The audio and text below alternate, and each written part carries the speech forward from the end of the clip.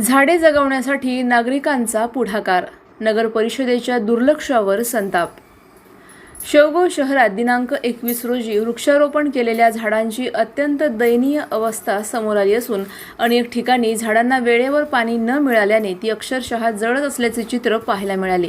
याबाबत स्वाभिमानी शेतकरी संघटनेचे दत्ता फुंदे यांनी सोशल मीडियाच्या माध्यमातून आवाज उठवत प्रशासनाचे लक्ष वेधले होते.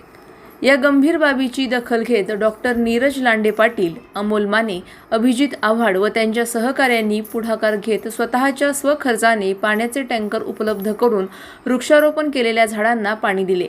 त्यामुळे कोमेजलेल्या झाडांना नवसंजीवनी मिळाल्याने नागरिकांकडून त्यांच्या या कार्याचे कौतुक होत आहे.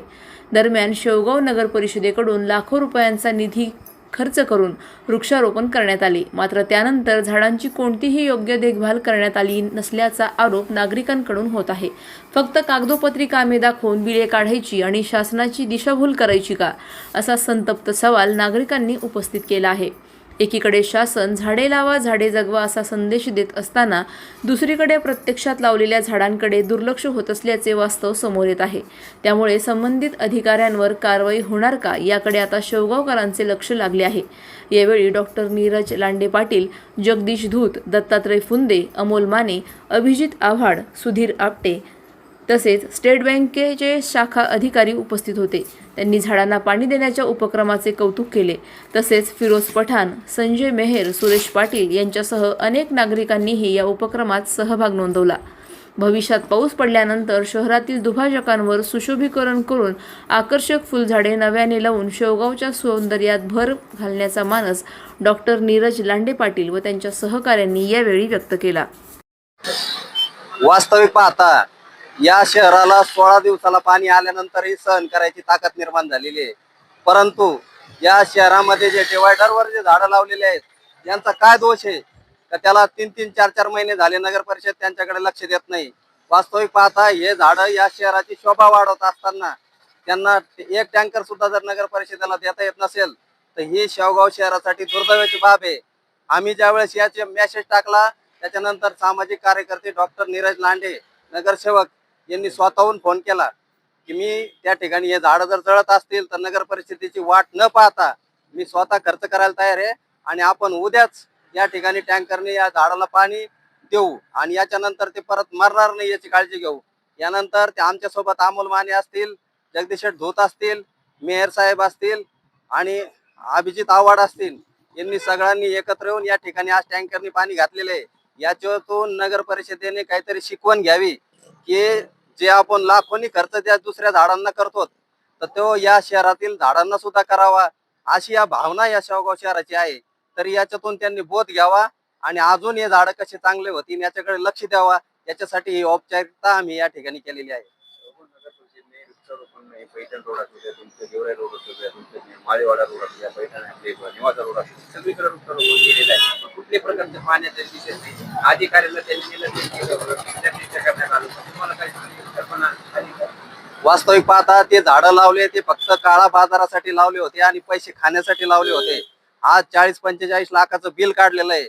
परंतु दुर्दैवाने ते सर्व झाडे जळत आहेत आणि त्याच्याकडे लक्ष नाही. त्याच्यामुळे याची सुद्धा चौकशी झाली पाहिजे. पण दुसरं दुर्दैव असं आहे का एक टँकर सुद्धा जे आपले ज्याच्यात कमिशन नसल्यामुळं हे झाडं आज यांना एक टँकर सुद्धा मिळत नाही. ही शेवगाव शहरांची खरी म्हणजे खंत आहे. काय सांगणार त्या समितीवर? वास्तविक पाहता प्रत्यक्षात त्या झाडांची चौकशी केली पाहिजे. त्याचे बिल कशा कारणाने काढले हे पाहिले पाहिजे. त्यांना याला खरंच पाणी पुरवठा केला का नाही हे सुद्धा त्या ठिकाणी पाहून त्याच्यावर कारवाई झाली पाहिजे अशी या नागरिकांची मागणी आहे. आज खर तर संपूर्ण शेवगाव शहरासह महाराष्ट्रामध्ये उन्हामुळे प्रचंड हाल नागरिकांचे होत आहेत.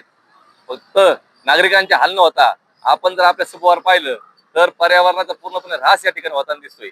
खर तर शेवगाव शहराच्या नेवास रोड असेल, आमचा पैठण रोड असेल, या दुभाजकांवरती अत्यंत सुंदर अशी झाडी याच्या अगोदर लावण्यात आलेली होती. परंतु आज प्रशासनाचं संपूर्णपणे दुर्लक्ष या गोष्टीकडे झालेलं असेल. नगरपालिका प्रशासन असेल, पीडब्ल्यूडी प्रशासन असेल, यांनी या झाडांची कुठली निगा या ठिकाणी ठेवलेली नाही. त्याला कधी खत नाही, पाणी नाही. अशा अवस्थेमध्ये दुभाजकांवरती झाडे ही संपूर्णपणे जळण्याच्या अवस्थेमध्ये आलेली होती. आज शेवगाव शहरातील आमचे सहकारी स्वाभिमानी शेतकरी संघटनेचे दत्तात्रय फुंदे यांनी गेल्या 2-3 दिवसापूर्वी सोशल मीडियाच्या माध्यमातून या प्रश्नाला वाचा फोडली आणि आमच्या सर्व टीमने याला सकारात्मक प्रतिसाद देत आज टँकरने संपूर्ण दुभाजकांवरील जे झाड आहेत त्याला पाणी टाकण्याचं काम या ठिकाणी केलेलं आहे. भविष्यात देखील दर आठवड्याला जशी गरज पडेल त्या पद्धतीने टँकर आम्ही या ठिकाणी पाणी पुरवठा करण्याकरता या झाडांना आम्ही पुरवणार आहोत. खरं तर हे फक्त झाडांचा विषय नाहीये, तर यामुळे शहराच्या सौंदर्यामध्ये भर पडत असते, पर्यावरणामध्ये भर पडत असते. खरं तर याकडे आपण सर्वांनी काळजीने लक्ष देणं गरजेचं आहे. शेवगाव शहरामध्ये याच्या अगोदर जवळजवळ 1 कोटी रुपयाच्या झाडाचं काम या ठिकाणी झालेलं होतं, परंतु त्याचा कुठलाही फायदा शेवगाव शहराला झालेला नाहीये. आमच्या माहितीनुसार पीडब्ल्यूडी विभागाच्या माध्यमातून सुद्धा अशा प्रकारचे झाडं लावण्यासाठी करोडचा निधी याच्या अगोदर खर्च झालेला आहे. तर त्याचे सुद्धा माहिती घेणं फार गरजेचं आहे, कारण एवढा पैसा जातो कुठं आणि मग निसर्गाचं जर या पैशातून संवर्धन खऱ्या अर्थाने झालं तर शेवगाव असतील, महाराष्ट्र असेल, याच्यामध्ये निश्चितपणे चांगला भाग या ठिकाणी निर्माण होईल, पर्यावरणाचं संरक्षण होईल, पर्यायाने सर्व संस्कृतीला आपल्या जनजीवनाला याचा खूप मोठा फायदा मिळेल. दत्तात्रय फुंदे यांनी हे प्रश्न मांडला त्याबद्दल त्यांचे मी शेवगावकरांच्या वतीने आभार मानतो आणि या ठिकाणी अशीच मोहीम आपली यापुढे चालू राहील अशी खात्री देतो. अधिक माहितीसाठी स्टार इंडिया 1 न्यूज पाहत रहा. चॅनलला सबस्क्राईब करा आणि अशाच अपडेट्ससाठी बेल आयकॉन दाबा.